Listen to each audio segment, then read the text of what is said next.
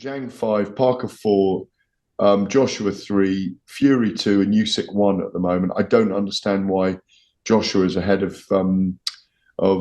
Fury in the WBC rankings. Doesn't make any sense to me that have just come out. Well, why doesn't it? Why do you think? Just from your perspective, why do you think Tyson should still be like ahead of him in the rankings? Because I still think Fury beats Joshua. I don't think the wins against Otto Wallin and Francis Ngannou necessarily put Joshua ahead of Tyson Fury, who had a very close fight with Alexander Usyk. It was a very close fight. I know he had a 10-8 round there, and Joshua wasn't put down or destroyed by Usyk. But I just yeah, it's just boxing. All right, that was Gervonta Davis in a recent Boxing King media interview. He's not best pleased about the WBC's latest rankings, in which they have Anthony Joshua at number one, ahead of former WBC heavyweight champion Tyson Fury. The top five is interesting. You've Kabayel there, number three, Zhang in there, number four. I don't really have too much of a gripe with either guy being in those positions. A Jagba number five, I don't know. Jagba Anderson six. We're not really going to talk about the WBC rankings that low down. He is not happy with Joshua being ahead of Tyson Fury because, in his opinion, Tyson Fury still beats Anthony Joshua. Okay, everyone's entitled to their own opinion, I guess, at the end of the day. But based off of what exactly? Tyson Fury got beat, and in that interview he said, well, it was a close fight. Well, no, Gareth Davis, it wasn't a close fight. The Fury fanboys like G.A.D. Davis would cling on to the fact that it's a split decision win for Alexander Usyk. But how many fights do we see where it's a split, it's a majority when it should be unanimous? Alexander Usyk won that fight. There's really no debate about it, and someone correctly pointed out in one of my videos a couple of days ago that if you look at the history books, it will show on Floyd Mayweather's record that he beat Canelo Alvarez via a majority decision, which implies, it was close enough for the fight to be scored a draw on one judge's scorecard, CJ Ross's. Well, she never judged again after that. I wonder why, because that was a clear Floyd Mayweather win, and you could really only make an argument Canelo maybe won 2 rounds in that fight, not 6. But for the record, it's going to show that it was a majority decision win for Floyd. Does that tell you that the fight was close? Was the fight actually close? No, it wasn't. It wasn't close at all. And he offers no real credence as to why Fury beats Joshua or anything like that. But he feels as though that a win over Otto Wallin and that a win over Francis Ngannou, who is Fury's last win too, mind you, should not mean that Joshua jumps him in the rankings. Well, rankings for one, and he says, I feel as though Fury should be ahead of Joshua because I still feel Fury beats Joshua. That's not how rankings work.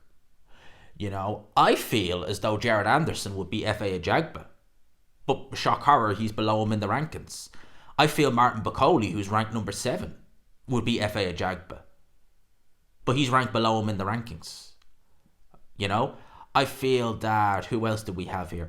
I feel that someone like a Filip Hrgovic would probably stand a pretty good chance beating someone like a Frank Sanchez. But shock horror, he's below Frank Sanchez.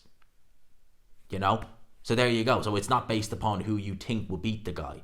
And he wants to talk about Joshua beating Otto Wallin. And that Otto Wallin is not a tremendous heavyweight by no stretch of the imagination. Certainly is not Francis Ngannou. But you got to remember, Fury fought Usyk and lost to Alexander Usyk. His last win was against Francis Ngannou, and prior to that, it was against Derek Chisora. And just to put it in context, I actually have the rankings from the IBF and the WBC from the times that both guys, Joshua and Fury, fought their respective opponents other than Francis Ngannou. Because Ngannou was actually ranked, believe it or not, in the WBC. I think he was in the top 15 of the WBC when Joshua fought him. Wasn't ranked at all when Tyson Fury fought him, so you could really kind of give that one to Anthony Joshua and say, well, actually, Francis Ngannou was ranked when he fought him, Fury wasn't. But you want to talk about quote-unquote real boxers? Okay, we can do that. We can do that, G.A.D. Davis, we can do that. So, you go onto the IBF website, I'll show you a little snippet on screen there, and let's say we go back to November of 2023, November last year. Let's have a look-see at the rankings. Obviously, got Alexander Usyk as IBF champion, number 1 in the rankings, Filip Hrgovic.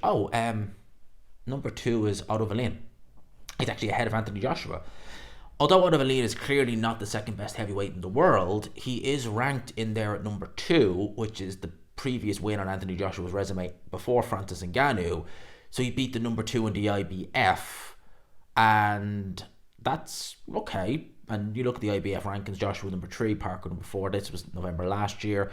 So Fury, his past win prior to fighting Francis Ngannou, because remember he lost to Alexander Usyk, was against Derek Chisora in 2022 December time, and that was for a WBC title. So that would imply that Chisora was in the rankings, and which he was. If you go back to October 2022, it will say Wilder number 1, Andy Ruiz number 2. We're going to be here a little while, by the way.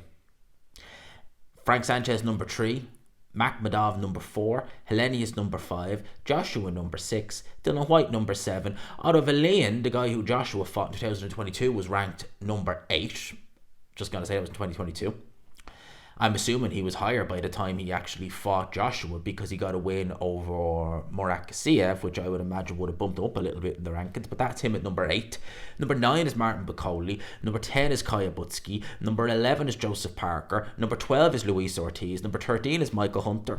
In there, straight at number 14, there we go, Derek Chisora. He beat the number 14 ranked in the WBC rankings. And you go back prior to that, he wasn't even in the rankings. So, G.A.D. Davis, you want to talk about rankings, you want to talk about who beat the better guy, you want to talk about what they've done in their wins, because a lot of the times they will rank you based upon your wins, not your losses. Joshua beat the number 2 ranked heavyweight by the IBF. I don't actually have the WBC rankings for the time when Ottavellino was in them, but I would imagine he was higher than number 8 by the time he fought Joshua. And Tyson Fury fought, and you want to just chuck a little caveat on there, Francis Ngannou was in the top 15, I believe it was. I'm not 100% sure was he in the top 20, but he was definitely ranked by the WBC when Joshua fought him. Wasn't ranked when Fury fought him, pro debut. And when he fought Chisora in his previous win prior to Ngannou, Chisora was ranked number 14 by the WBC. He had one win in his last, how many fights? He had back-to-back losses to Parker. He lost to Alexander Usyk. So in his last 4 fights, he won 1 fight. Yeah, that is why Anthony Joshua is ahead of Tyson Fury in the rankings.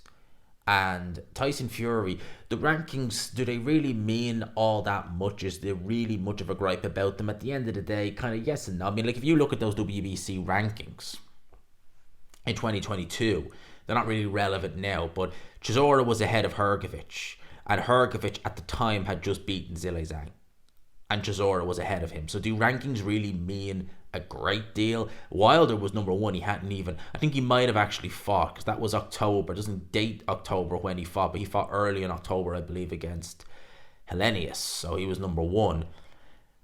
Do rankings really mean a great deal? Not necessarily. I mean, when you look at the rankings here, they still have Wilder in. They actually, well, Dubois dropped out, but that's fair enough. They won't rank a interim champion in the rankings, because I've seen some people with some bizarre, like, just comment. They're like, well, those rankings are silly. Why is Usyk not number 1? Because he's the champion. Are you really going to rank your champion number 1 so he's mandatory for himself, is he? No, the rankings are there to determine who the champion can fight. I mean, just to say, well, Usyk should be number 1 in the rankings. He's the champion. Well, you're going to rank your own champion. I've seen the WBC rank other champions. Why are you going to rank your own champion? That makes no sense. But look, that's what rankings are at the end of the day. But they certainly aren't, you should be ranked over this guy because I think that in a fight you should win. That's not how it works. And if you want to talk about Joshua being ahead of Fury, based upon what I just read off there, yeah, that's fair. Is it not? Is that not fair? I think it is. They both fought Francis Ngannou. When Joshua fought him, he had a ranking. And the previous win prior to that, well, it was Derek Chisora for Tyson Fury, who was lowly ranked in the WBC. And then it was Anthony Joshua. And that was, of course, against a highly ranked, albeit with the IBF, but I'm sure he would have been ranked somewhere in the WBC at the time, Ottavellino. And then you're going back, you're literally going back 2 years then for the higher ranked of the two, which was a mandatory for Tyson Fury in Dylan White. But how far do you want to go back before these rankings become relevant?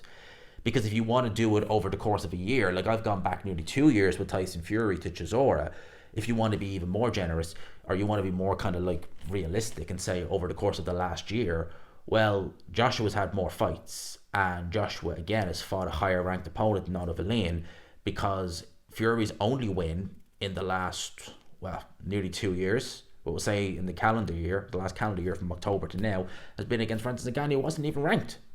So there you go.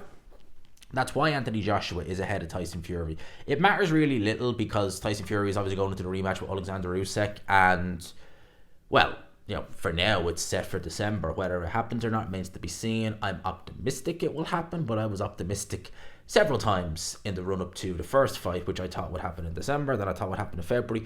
Finally got it in May. I hope we don't get it in May next year.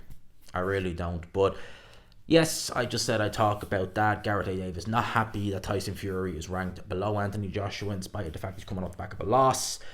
And his last win over a ranked fighter was December 2022. Just thought I'd chuck that out there for context. Gervonta Davis. There you go. Let me know your thoughts in the comment section below. Hope you enjoyed the video. Do you agree with Gervonta Davis that Tyson Fury should be ranked ahead of Anthony Joshua? Let me know. Let me know in the comments why. I'll leave it there, people. I hope you enjoyed the video. Smash the like button if you could, and subscribe, of course, as always, if you haven't already. For now, I'll leave it there. Peace.